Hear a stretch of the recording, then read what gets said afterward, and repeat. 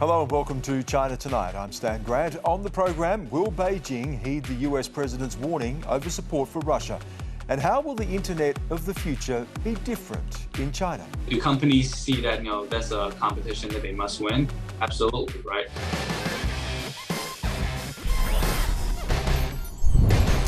But first tonight, let's look at what's making news in China. Joining me is Yvonne Yong. Yvonne, more than 37 million people are now in lockdown across China as COVID continues to infect the population. Yes, Stan, more lockdowns have been instated in the country as COVID cases continue to rise this week. And national health authorities reported 2 deaths, which is remarkable because this is the first recorded rise in the official death toll since January last year. 今天早上公布的这个疫情的数据呢，有2例死亡病例是发生在吉林。那么这2例的死亡病例呢，一方面是高龄，一方面呢是有其中1位是高龄啊，那么还有另外1位呢也是年纪大于60岁，那么都是有合并严重的基础疾病啊，其中有1位呢是没有接种过新冠肺炎的这个疫苗。 Well, officials have vowed to continue with the zero-tolerance strategy in tackling the COVID outbreaks. 动态清零的防控措施会对部分地区的生产生活带来一些影响，但这些影响是短期的，范围是有限的。应该说，任何防控措施都会要有一定的代价，但同保护人民生命安全。 Even the happiest place on earth couldn't escape. Shanghai Disney Resort has been temporarily closed. President Xi Jinping acknowledged the impact of the measures this week, saying China needs to seek maximum effect with minimum cost. The hashtag We'll Fight the Pandemic Together has been trending on Weibo with over 2 billion views and 15 million comments. When facing the pandemic, no one is an island. We can work hand in hand. And that sense of positivity is definitely what we found when we spoke to Shenzhen resident Lin Wenshan, who's in lockdown with her family. 就唔會有公交車咯，同埋地鐵都停咗咯，有的士同埋私家車。因為我哋而家係4日4檢啊嘛，每一日都要檢查嘅。同埋好快咯，如果而家多人嘅話，大概半個鐘左右就可以做得晒㗎啦，係。 咁我係林文山，我喺深圳。2個，一個5歲，一個8歲。可以。而家就我係佢呢張台嘛，係而家係呢張台係上網課嘅。相信我哋呢邊政府嘅話都會做得比較好嘅，都會有經驗嘅。如果 檢查得有咩問題嘅，佢即時會有醫護人員會拉出去，拉去隔離嘅，拉去醫院隔離。佢會有專門嗰啲醫院㗎嘛。你係冇做核酸嘅話，我哋社區人每一個區有一個社區，佢社區都會知你有冇做核酸嘅。係啦，你咩行業咧？快遞啦，同埋送嗰啲快遞啦，送嗰啲飲食啊，送餐啦。 都係要嗰個24小時檢測結果嘅。因為我自己咧就聚會就比較少嘅，不過咧係會影響咯，聚會係暫時係唔俾嘅。所以就會喺屋企多啲咯，就喺屋企陪小朋友咯。我覺得如果大家咧係共同努力咧，一定會可以清零嘅。 Well, China's stock exchange has had its most volatile week in decades. The week started with a wave of panic selling. The COVID-19 outbreaks and the war in Ukraine were among the triggers. By Wednesday, China's benchmark CSI 300 index was down more than 19% for the year. Dong Shanshan, known as China's king of bottled water, led the plunge as his fortune fell by almost 7 billion Australian dollars. I don't think too many people felt sorry for him though. On Weibo, this user said, but he still has 93 billion, while another comment read, although he has lost so much, he is still richer than me, so let's not talk about it. But the sell-off was soon tempered by a timely intervention from China's top financial policy committee, which promised to take the pressure off the economy. And that saw record losses turn into record gains, with some Chinese indexes having their best day since the global financial crisis. And Yvonne, China cannot avoid the global pressure to get in line over the war in Ukraine. US President Joe Biden spent nearly 2 hours on a video call with Xi Jinping on Friday. Yes, Stan, and President Biden had a warning: don't help Russia or there will be consequences. In a statement, the White House said the president described the implications and consequences if China provides material support to Russia. But exactly what those implications might be remains unclear.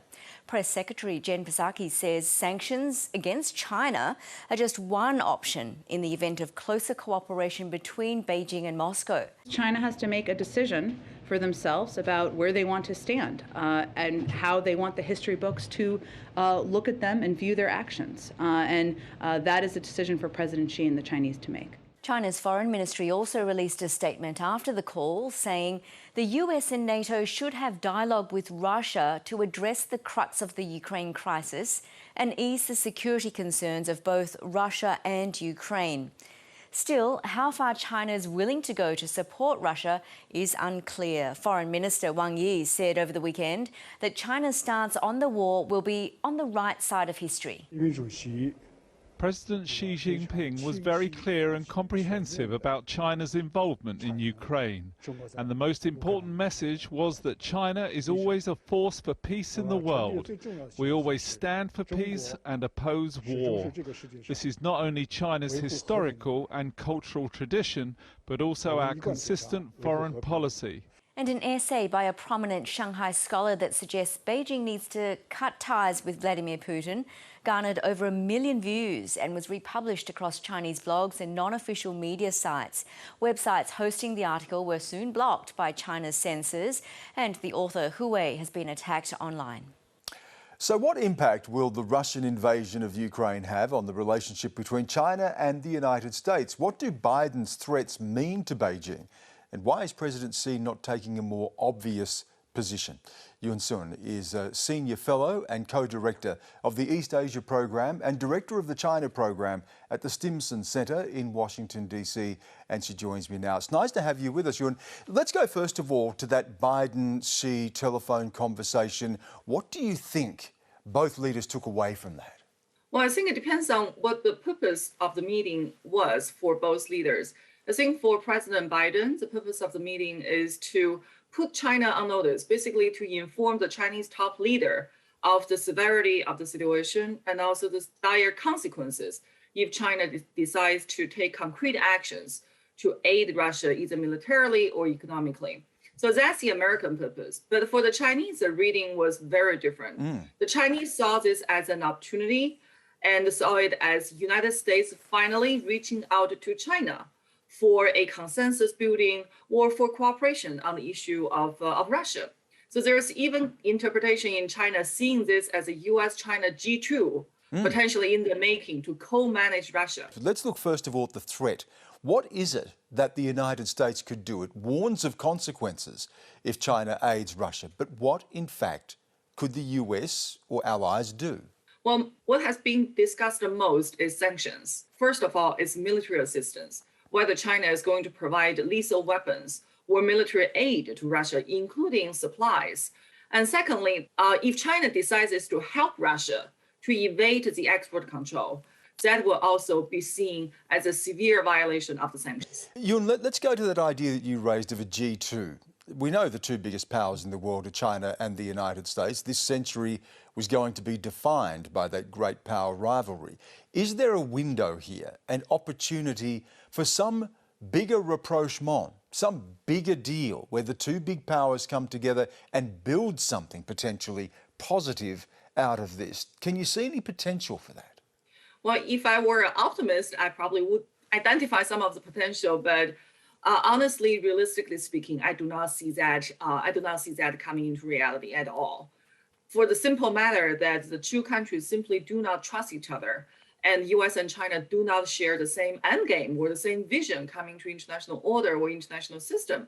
So even if Russia has created an opportunity for the two to cooperate, the two countries are going to ask whether the other side is going to benefit more and what is the eventual endgame there is, which is why the Chinese keep raising the question to the American side, and I've been in these conversations for numerous times now. The Chinese keep asking the question that, well, what is a positive incentive that the United States will provide for China to cooperate on Russia? And the US response is, there's no positive incentive. This is something that you should do. It is a matter of international norms and international justice.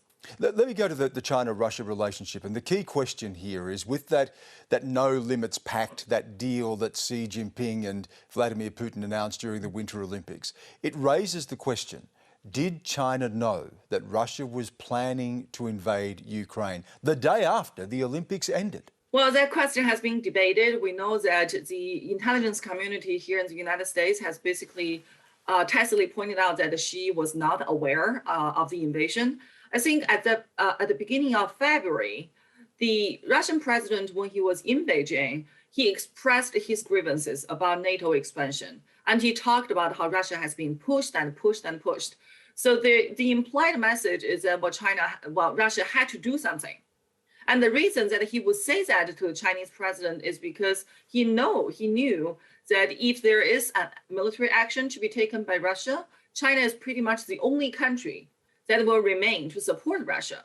But I'm fairly sure that he did not tell President Xi about a full-scale invasion, because otherwise Xi Jinping would have told him that, well, we don't think it's a good idea.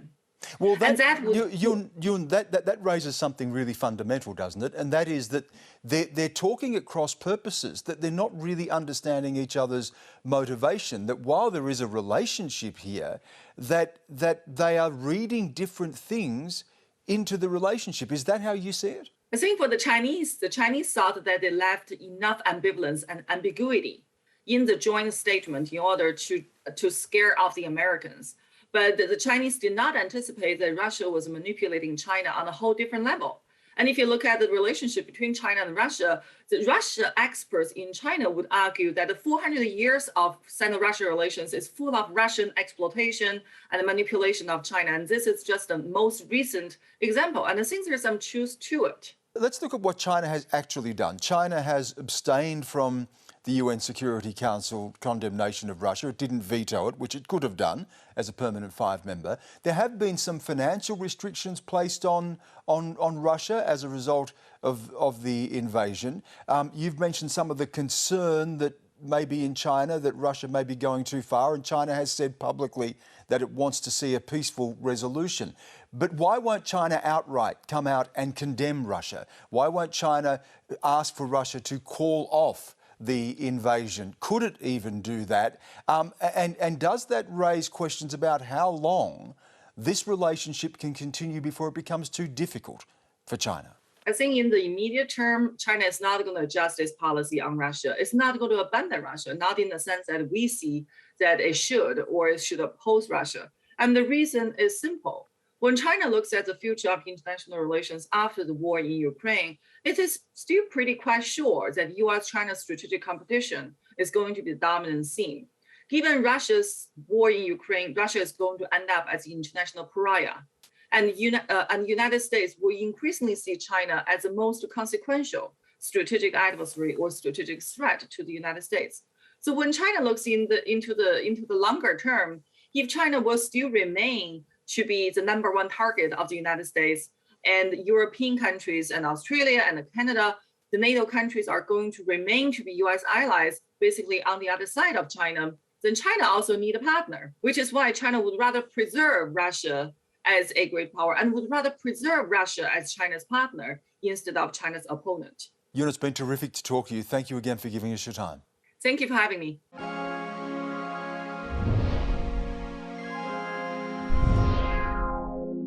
The 2-hour phone call between presidents was requested by Joe Biden, the latest meeting of leaders from nations with a complex history. 登表示，50年前，美中两国做出重要抉择，发表了《上海公报》。50年后的今天，美中关系再次处于关键时刻。美中关系如何发展，将塑造21世纪的世界格局。That Shanghai communique was born of another meeting of leaders at another crucial point in history. February 1972. It's the height of the Cold War, and America is divided over a prolonged and bloody war in Vietnam. While China, ravaged by the Cultural Revolution, has been isolated from the world for more than 2 decades. But what we must do is to find a way to see that we can have differences without being enemies in war. President Richard Nixon, a staunch anti-communist, touches down in Beijing, arriving in a country the US does not diplomatically recognise and has had no contact with since Mao Zedong's Red Army seized power in 1949. East meets West as a handshake bridges 16,000 miles and 22 years of hostility. At the time, an amicable meeting between two of the world's fiercest ideological rivals seemed inconceivable. I think the risks for Nixon were that the Chinese might treat him badly if he went there. I mean, he took, I think, a considerable risk just going to Beijing. He didn't know before he got on his plane in Washington whether or not Mao had agreed to meet him. And he could have come back, sort of slinking back to the United States, and a lot of people have said, "We told you so, you should never have gone there." The Washington Post wrote, if Nixon had revealed he was going to the moon, he could not have flabbergasted his world audience more. The meeting between the leaders of China and the United States is to seek the normalization of relations between the two countries. For both sides, it was a meeting born of circumstance. I think what happened in 1972 is that for their own very specific reasons, both China and the United States wanted to be in touch with each other. I think the United States wanted to get out of Vietnam, and they thought the Chinese could help. And I think the Chinese were isolated, alone, and they were afraid that the Soviet Union was planning to attack them. And so they came together for their own purposes, but it was a diplomatic revolution. Our talks have been characterized by frankness, by honesty, by determination, and above all, by mutual respect. Through the common efforts of China and the United States, the gate to friendly contacts has finally been opened. The meeting did the job. The Shanghai communique committed both countries to put aside their differences and develop a more prosperous relationship.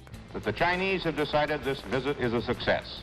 While the visit was seen as a win, behind the scenes, Mao's health was in decline. He was suffering from heart failure and a lung infection. Mao died in 1976 after a massive heart attack. But rapprochement had begun, and in 1979, diplomatic relations were re-established. But the new friendship came at a price. In order to recognise Beijing, the US agreed to cut off Taiwan.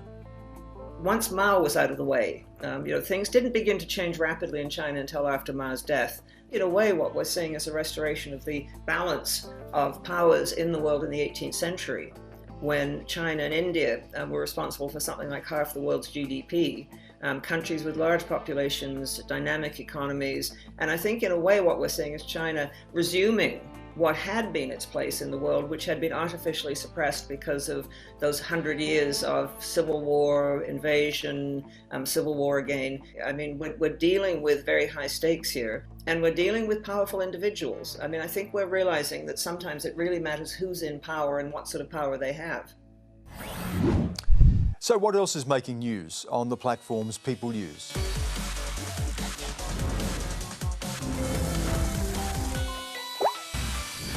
On Weibo, Yvonne, people are talking about packing tape. Why? Well, Stan, Zhu Zhongwei has run a delivery service in Guangzhou for over a decade, packing thousands of parcels. But for the past month, he's been wrapping his parcels with a special tape which features photos of missing children. It also lists family contact details taken from the Ministry of Public Security website. 这里面有6岁的，有广西的，有四川的。发出去的包裹，不光是包裹，更是一份希望。它能代替寻亲家庭的脚步，走遍全国，能够使失踪家庭多一份找回自己的儿童的希望，都能够用这个东西来发现，帮助失踪儿童可能这个希望更大一点。 His work has gone viral with over 430 million views of this video and 30,000 comments on the hashtag. Please have a look on the packing tape with family search info. This is very good. The logistics industry has large packing tape consumption. I suggest doing it all over the country, letting more separated children find their family. I received a parcel with this tape and I just can't bear to look at it. As a mother, I understand the pain of losing a child. It's a big problem in China with tens of thousands of children disappearing each year. And another man's endeavours have gone viral for very different reasons. Yes, the man who lives in the southwestern province of Sichuan made over 40,000 yuan by pretending he worked at Starbucks. Using food delivery services, he would drop off the coffee to customers in branded cups and bags, but something fishy was going on. 对外宣称是帮顾客到正规的星巴克咖啡店去购买，实际上呢，他是在出租屋内制作并配送给顾客的。 The man was charging consumers the real price of the coffee and pocketing the profits, delivering 729 orders before he was caught. Administrators in the region say they're going to do more to regulate the food delivery platforms. People online were outraged. Food safety has always been a big problem, said this netizen. I really suggest not buying from a sub-purchaser. It's not safe and easy to be screwed. And this person says it's meaningless to order takeaway and drink it outside the shop. You normally drink Starbucks just for the vibe. Thanks, Yvonne.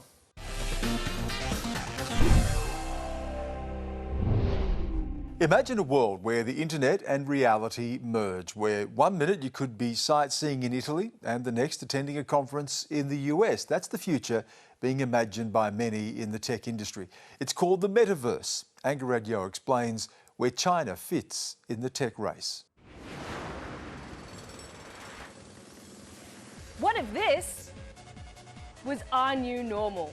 Believe it or not, a 3D immersive virtual world could be a part of our everyday lives. From meetings, stock numbers, to concerts. Yeah! Even after work drinks. Oh. This is going to be the future of the internet. Well, at least according to Facebook founder Mark Zuckerberg. The next platform and medium will be even more immersive, an embodied internet where you're in the experience, not just looking at it. And we call this the Metaverse. Cheers, Mark. While no one knows exactly what the future Metaverse will look like, tech spaces across the world have been imagining the concept for years, including China. For example, ByteDance have launched an online realm called Party Island. And Alibaba have plans to launch augmented reality glasses for virtual meetings. There are definitely a lot of activities in China in terms of metaverse investment and metaverse development by existing tech companies. It's quite exciting in terms of metaverse development in China. Do companies see that, that's a competition that they must win? Absolutely, right? They wouldn't want to sort of relinquish the next iteration of the internet to foreign companies. In fact, last year alone, there were more than 10,000 applications for trademarks that included the Chinese word for metaverse. 像我们就是提供在现有的技术的在现有的软件、硬件和内容的技术下，我们提供10分钟的难以忘怀的体验，给到我们的用户。Tang Jianong owns a series of meta bars across China.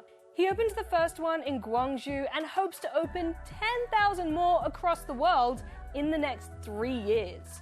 我认为元宇宙提供了一种前所未有的体验。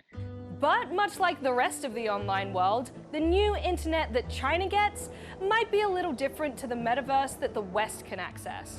In the metaverse, you'll be able to teleport not just to any place, but any time as well. So the Chinese metaverse ecosystem are going to be much more government-led, policy-led, and it's going to have stricter content screening or censorship. At least portion of the metaverse ecosystem will be a divided ecosystem. At least I know that the Chinese and American metaverse won't overlap. The government hasn't said anything directly about the metaverse so far, But in February, President Xi Jinping wrote an article highlighting the need to accelerate legislation in the digital economy. And an editorial in the state-run People's Daily warns that investing in the metaverse carried a risk of fraud, and that regulation should come before metaverse innovation. These statements come off the back of a massive tech crackdown last year on things like gaming. Right, so children can only get to play video games for 3 hours a week, and then that really sort of damaged the share price as well as the sort of prospects for video games in China. Because of the current climate of heavy crackdown from the government on the technology sector, on the platforms, I think these companies are going to be more cautious. What part of the solar system are we talking about? Saturn. But some people are excited and optimistic. 作为我们元宇宙行业的从业者，或者说这个从业的公司，我们认为说我们最关心的是说，在符合政策法规的前提下，符合各地政策法规的前提下，去服务好你的用户，做好你的体验，形成你的技术，开发好你的技术。 Despite the Chinese Communist Party introducing heavy regulations on the sector, they do want to be a world leader and are investing billions in tech. Officials in Shanghai, Wuhan, and Hefei have even put the development of metaverse tech on their 5-year plans. If this technology is going to be really important, it's going to define or partly define China's future competitive position, then the government is going to be positive and try to promote it. So, as we're on the cusp of a new digital frontier, time will tell how China's metaverse will develop. And Angarad Yo joins me now. Rad, just on this divided ecosystem, are we talking about two metaverses here, a Chinese one and a Western one? Well, it's important to remember that the metaverse is kind of a general blanket term to cover any of these immersive, generally 3D worlds that are kind of parallel to everyday life as we know it already. So we're more likely to see many metaverses, both across English-speaking kind of cultures and people, and also other languages and cultures. We already see it in the internet today of various people kind of congregate on different websites and spaces, and it's probably really unlikely that there'll be one centralized space. So how do you access it? So at the moment, a lot of the conversation has been between virtual reality, so those goggles that you put on and you're kind of in a whole 3D world, and augmented reality, which is kind of like looking through the lens of your camera and digital things are overlaid in that little space. But at the same time, it doesn't have to go that way. We already have metaverses in things like Second Life, which is a game, and Roblox, which again is the game, and those are accessed just traditionally through your computer, keyboard, and mouse. So while people are pushing towards these new technologies, it's also interesting to note that China has recently banned the use and sale of Oculus VR, which is pretty much the biggest VR company that exists at the moment, which has also been bought out by Facebook/Meta. And just on bans too, I want to ask you about cryptocurrency, if that's going to be used in the metaverse to purchase things and how that fits with a Chinese ban on crypto. Well, it's important to remember all of this is kind of speculative at the moment because it's so fresh in its development. I will put my hand up to say that I do think crypto is going to be used, but we don't know for sure. And China itself has actually banned the use of crypto, as you said, and implemented the digital yuan, which is their kind of form of digital currency. So that's backed by their national banks, and it's more than likely that that's what they will push to be used on those Chinese metaverse platforms. Rad, thank you. Thanks.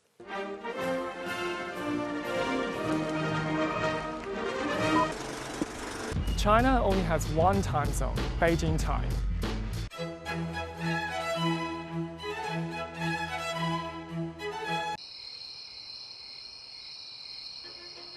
But it wasn't always the case.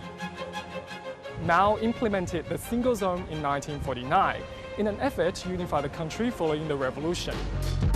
In comparison, Australia has 5 standard time zones